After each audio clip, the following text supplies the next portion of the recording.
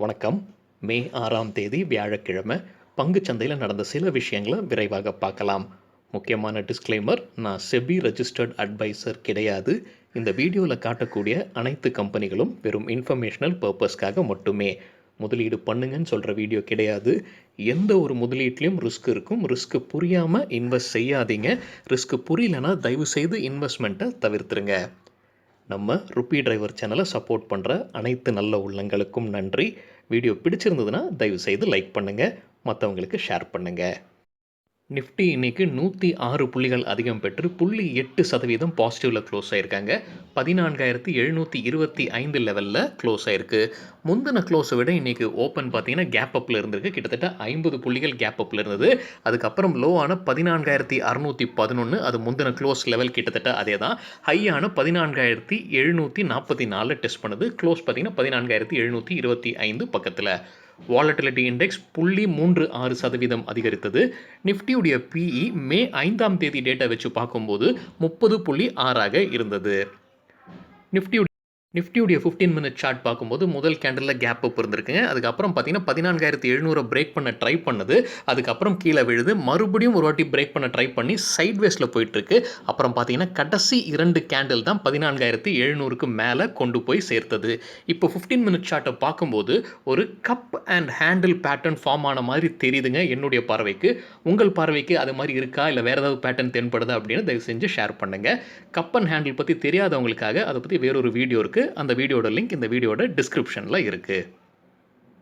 Sector wise பெர்ஃபார்மன்ஸில் metal sector 2.5% அதிகரித்தது. ID 1.8%, ஆட்டோவும் 1.8%, media 1.4%, reality sector 0.7% அதிகரித்தது. Financial services 0.6%, FMCG 0.4% அதிகரித்தது. Bank 0.13% அதிகரித்தது. பிரைவேட் செக்டர் பேங்க் ஃப்ளாட்டாக இருந்ததுன்னு சொல்லலாம். ஃபார்மா 0.23% விழுந்தது. பப்ளிக் செக்டர் பேங்க் அதிகபட்சமாக விழுந்தது இன்னைக்கு 1.2%. நிஃப்டியில் டாப் 5 கெய்னர்ஸ் ஹிண்டல்கோ 5.6% அதிகரித்தது.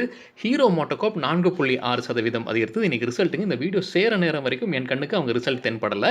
விப்ரோ 4% அதிகரித்தது. டாடா மோட்டார்ஸ் 3% அதிகரித்தது. டாடா ஸ்டீல் 3% அதிகரித்தது. டாப் 5 லூசர்ஸ் நிஃப்டியில் யூபிஎல் 1.4% விழுந்தது. பஜாஜ் ஃபின்சர்வ் 1%, பவர் கிரிட் 1% விழுந்தது. சன்ஃபார்மா 0.8%, என்டிபிசி 0.8% விழுந்தது. சில இண்டிவிஜுவல் ஸ்டாக்ஸ் மற்றும் நியூஸ் விரைவாக பார்க்கலாம். இந்தியா மற்றும் சவுத் ஆப்பிரிக்கா கோவிட் வேக்சினை தயாரிக்கக்கூடிய இன்டெலெக்சுவல் ப்ராப்பர்ட்டி ரூல்ஸை தற்காலிகமாக நிறுத்த வேண்டும்னு WTO கிட்ட ஒரு ப்ரொப்போசல் வச்சுருக்காங்க. இது தளர்த்தப்பட்டால் மட்டுமே மற்ற ஃபார்மா கம்பெனிஸ் கோவிட் வேக்சினை தயாரிக்க முடியும் அப்படின்றது என்னுடைய புரிதல். ஸோ இதற்காகத்தான் அவங்க WTOவில் இந்த ப்ரொப்போசலை வைக்கிறாங்க. இந்த ப்ரொப்போசலுக்கு US பிரசிடென்ட் ஜோ பைடனும் ஆதரவு தெரிவித்ததாக ஒரு நியூஸ் வந்து கொண்டிருக்குங்க. இதனால் யூஎஸில் இருக்கிற ஃபார்மசியூட்டிக்கல் ட்ரேட் பாடி கொஞ்சம் வருத்தத்தில் இருக்காங்க. ஏன்னா அவங்க இந்த ரூல்ஸை கரெக்டாக ஃபாலோ செய்யணும் அப்படின்னு சொல்கிறாங்க. அவங்க தரப்பில் என்ன சொல்கிறாங்கன்னா, இந்த ரூல்ஸை தற்காலிகமாக நிறுத்திட்டீங்கன்னா நிறைய தவறான வேக்சின்ஸ் உள்ள வர்றதுக்கான வாய்ப்புகள் இருக்குன்னு சொல்கிறாங்க. நமக்கு தெரியும் இதற்கு பின்னால் ஒரு பெரிய வணிகமும் இருக்குது. இந்த இன்டெலெக்சுவல் ப்ராப்பர்ட்டி ரூல்ஸ் தளர்த்தப்பட்டால் மற்ற ஃபார்மா கம்பெனிஸும் கோவிட் வேக்சின்ஸ் தயாரிக்க முடியும், நிறைய எண்ணிக்கையில் தயாரிக்க முடியும். அது பிரயோஜனமாக இருக்கும் இந்த பேரிடர் காலத்தில். Reliance industries Israeli start up கிட்டேருந்து $15 மில்லியன் செலவில் ஒரு புது சிஸ்டமை வாங்குறாங்க. அந்த சிஸ்டம் வந்து கொரோனா டெஸ்ட்டோடைய ரிசல்ட்டை விரைவாக கொடுக்கக்கூடிய ஒரு சிஸ்டம்னு சொல்லப்படுது. இதற்காக இஸ்ரேலிருந்து எக்ஸ்பர்ட்டை வர வைக்கிறதுக்கு பெர்மிஷன் கேட்டிருக்காங்க. அவங்க வந்து தான் சொல்லிக் கொடுக்கணும் இது எப்படி ஆப்ரேட் செய்வது அப்படின்னு. என்ன சொல்லப்படுதுன்னா, இந்த சிஸ்டம் வழியாக விரைவாக ரிசல்ட் தெரியும் கொரோனா இருக்கா இல்லையா அப்படின்றது. இதற்கிடையில் அதார் பூனாவாலா அவருக்கு Z+ செக்யூரிட்டி கிடைக்கணும் அப்படின்னு பாம்பே ஹைகோர்ட்டில் ஒரு பெட்டிஷன் தாக்கல் செஞ்சுருக்கிறாரு. கொஞ்ச நாட்களுக்கு முன்னாடி நம்ம ஒரு செய்தி பார்த்துருந்தோம். அதார் பூனாவாலா சீரம் இன்ஸ்டிடியூட்டுடைய தலைவர். சீரம் இன்ஸ்டிடியூட் தான் கோவிஷீல்டை தயாரிக்கிற நிறுவனம். அவருக்கு நிறைய அச்சுறுத்தல் வருது அப்படின்ற மாதிரியும், அவர் இப்போ ஊரில் இல்லை, இந்தியாவில் இல்லை, லண்டன் சென்று விட்டார், இது காரணமாகன்னு ஒரு செய்தி பார்த்துருந்தோம். இப்போது அவர் தரப்பில் Z+ செக்யூரிட்டி வேணும்னு கேட்டிருக்காங்க. ஆல்ரெடி மத்திய அரசு அவருக்கு Y செக்யூரிட்டி கொடுத்ததா ஒரு செய்தி இருந்தது. நேற்று நம்ம ஆர்பிஐ அனௌன்ஸ்மெண்ட் திடீர்னு ஆர்பிஐ கவர்னர் அனௌன்ஸ் பண்ண சில செய்திகளை பார்த்துருந்தோம். அதன் விளைவாக இன்னைக்கு ஒரு புது செய்தி வந்திருக்கு. பேங்க் ஆஃப் பரோடா சீரம் இன்ஸ்டியூட்டுக்கு 500 கோடி ரூபாய் லோன் வழங்கப் போவதாக ஒரு நியூஸ் வந்திருக்கு. சீரம் இன்ஸ்டியூட் தான் கோவிஷீல்டு தயாரிக்கிறாங்க. அதே மாதிரி ஸ்டேட் பேங்க் ஆஃப் இந்தியா பாரத் பயோடெக்கு லோன் கொடுக்க போகிறதா அறிவிச்சிருக்காங்க. எண்ணிக்கை தெரியலைங்க. கோவேக்சின் தயாரிக்கிற நிறுவனம் தான் பாரத் பயோடெக். கேம்ஸ் கம்ப்யூட்டர் ஏஜ் மேனேஜ்மெண்ட் சர்வீசஸ் லிமிடெட் இப்போ என்எஸ்சிலையும் லிஸ்ட் ஆக போகிறதா அறிவிச்சிருக்காங்க. மே 7ஆம் தேதியிலிருந்து இன்னைக்கு இன்ட்ராடேல 1.7% அதிகரித்தது இந்த கம்பெனியுடைய ஷேர் பிரைஸ். ஆப்பிள் இந்தியா தரப்புலேருந்து ஒரு அப்டேட் இருக்குது. Aberdeen standard investments company apple இந்தியாவில் முதல்ல 4.47% ஸ்டேக் வச்சுருந்தாங்க. இப்போது அது 5.44% அதிகரிச்சிருக்கு. குவாலிஃபைடு இன்ஸ்டிடியூஷனல் பிளேஸ்மெண்ட்ஸ் வழியாக சில ஷேர்ஸை வாங்கியிருக்காங்க இந்த கம்பெனி. ரத்தன் இந்தியா என்டர்பிரைசஸ் தரப்புலேருந்து ஒரு அப்டேட் இருக்குது. கம்பெனியுடைய ஷேர் ப்ரைஸ் கிட்டத்தட்ட 4% அதிகரித்தது இன்றைக்கி இன்ட்ராடேல.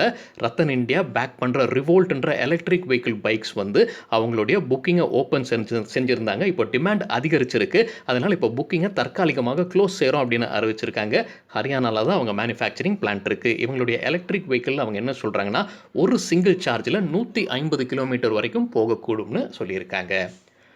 ஐடிபிஐ பேங்க் குறித்து நேற்று ஒரு நியூஸ் பார்த்துருந்தோம். கேபினட் கமிட்டி கவர்மெண்ட் ஆஃப் இந்தியாவுடைய ஷேர்ஸை விற்கிறதுக்கு அனுமதி அளிச்சிருந்தாங்க. அதே மாதிரி எல்ஐசி போர்டு எல்ஐசி வச்சிருக்கிற ஷேர்ஸை விற்கிறதுக்கும் அனுமதி வழங்கியிருந்தாங்க. இன்றைக்கி இன்ட்ராடேல 14.6% அதிகரித்தது ஐடிபிஐ பேங்க்குடைய share price. V2 retail company தரப்புலேருந்து ஒரு அப்டேட் இருக்குது. அவங்களுடைய ஒரு ரீட்டைல் ஸ்டோர் கர்நாடகாவில் இருக்கிற உடுப்பியில் அதை க்ளோஸ் செய்ய போகிறதாக அறிவிச்சிருக்காங்க. இந்த க்ளோசிங்க்கு அப்புறமாக 93 ரீட்டைல் கடைகள் இருக்கும்னு அறிவிச்சிருக்காங்க. இன்ட்ராடேல 4.4% விழுந்தது V2 ரீட்டைலுடைய ஷேர் ப்ரைஸ். டெல்டா கார்ப் தரப்புலேருந்தும் ஒரு நெகட்டிவ் நியூஸ் இருக்குங்க. முன்னவே அவங்க அறிவிச்சிருந்தாங்க அவங்களுடைய கேசினோஸ் கோவாவில் மூட போகிறதாக அறிவிச்சிருந்தாங்க. ஏன்னா அங்கே ஊரடங்கு வந்திருக்கு, லாக்டவுன். இப்போது சிக்கிமில் இருக்கிற அவங்களுடைய கேசினோவும் அவங்க க்ளோஸ் செய்ய போகிறதாக அறிவிச்சிருக்காங்க மே 16ஆம் தேதி. இதனால் பிஸ்னஸ் பாதிப்பு இருக்கக்கூடும்னு அறிவிச்சிருக்காங்க. இன்ட்ராடேல 1.6% விழுந்தது கம்பெனியுடைய ஷேர் ப்ரைஸ்.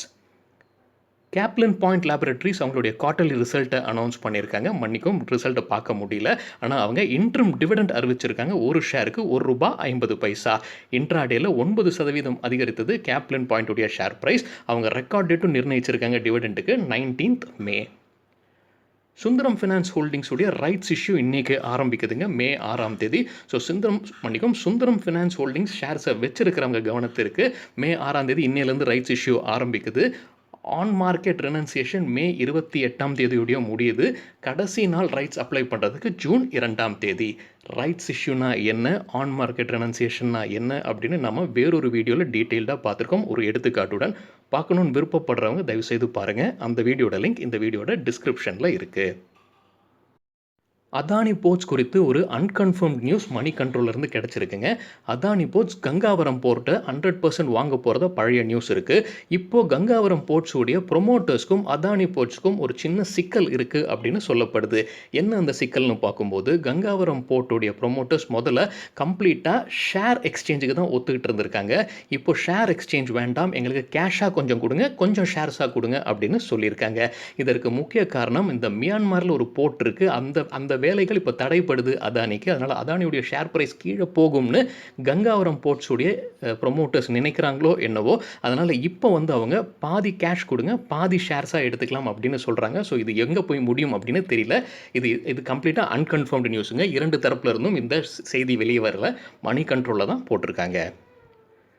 கோஃபோஜ் இன்னைக்கு ரிசல்ட் அனௌன்ஸ் பண்ணியிருக்காங்க. அவங்களுடைய குவார்ட்டர்லி ரிசல்ட். அதன்படி ரெவென்யூ குவார்ட்டர் ஆன் குவார்ட்டர் 7% அதிகரித்தது. அவங்க இன்ட்ரம் டிவிடெண்ட்டும் அனௌன்ஸ் பண்ணியிருக்காங்க. ₹13 ஒரு ஷேருக்கு.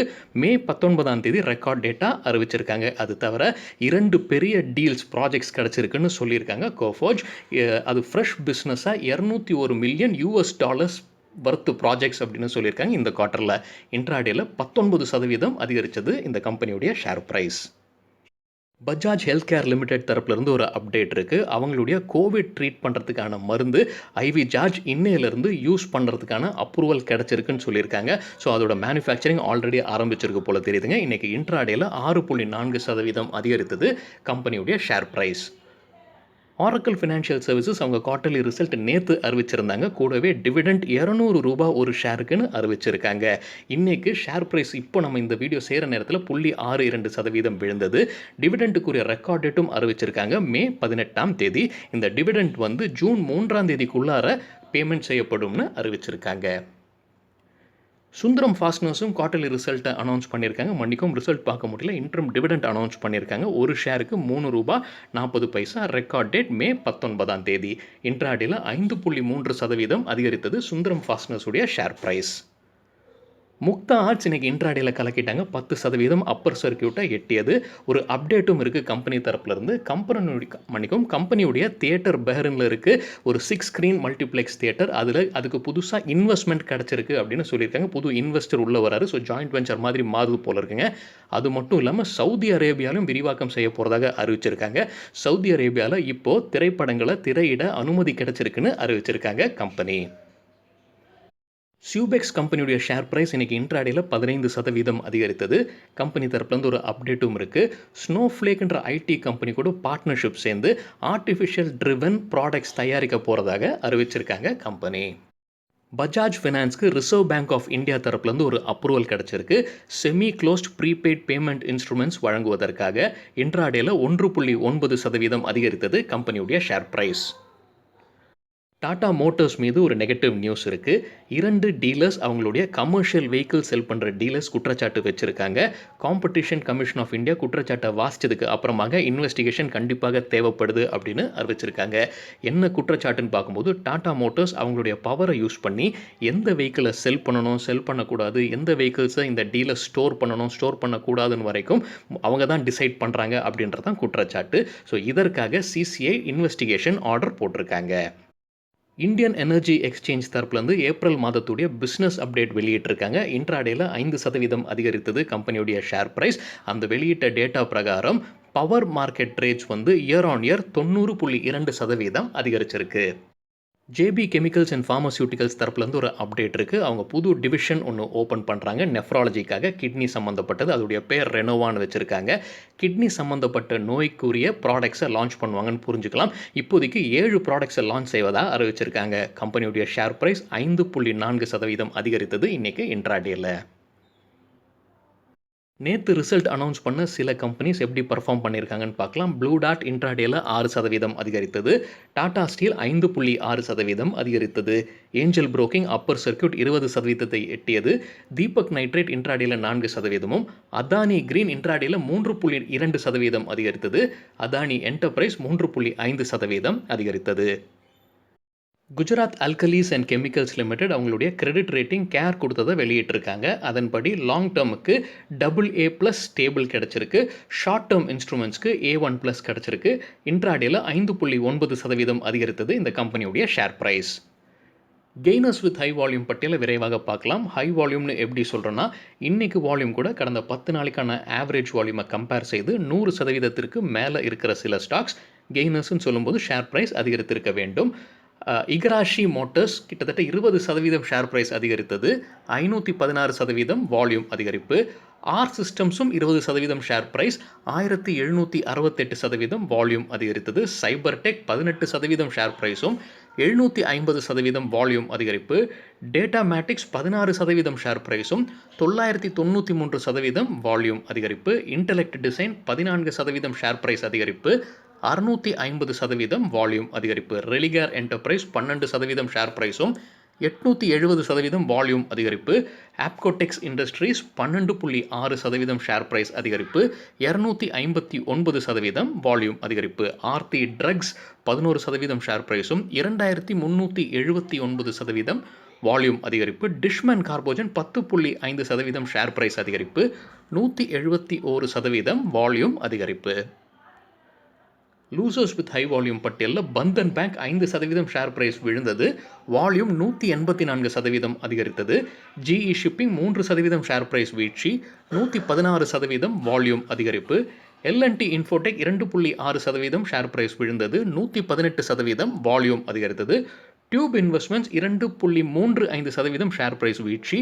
587% வால்யூம் அதிகரிப்பு. சரிங்க, இதுதான் சில விஷயங்கள் என்னுடைய பார்வைக்கு எட்டியது. உங்களுக்கு ஏதாவது இன்ட்ரெஸ்டிங்கான விஷயம் தென்பட்டிருந்ததுன்னா தயவுசெய்து பகிர்ந்து கொள்ளுங்கள். அனைவருக்கும் உபயோகமாக இருக்கும். வீடியோ பற்றியான ஃபீட்பேக்கும் தயவுசெய்து பகிர்ந்து கொள்ளுங்கள். நன்றி, வணக்கம்.